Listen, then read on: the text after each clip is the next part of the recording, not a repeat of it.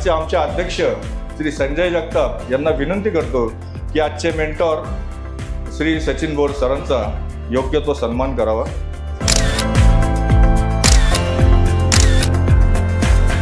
70% हे Nikon user आहे आणि त्यांना एवढं शक्य होत नव्हतं, पण नीरज सरांचं आणि देव सरांचं आमचं बोलणं झालं की याच्या पुढे किमान 3 वर्कशॉप हे नाशिक जिल्ह्यासाठी ते तालुक्याला आपण आयोजित करतो की जेणेकरून आपले छायाचित्रकार हे नाराज होणार।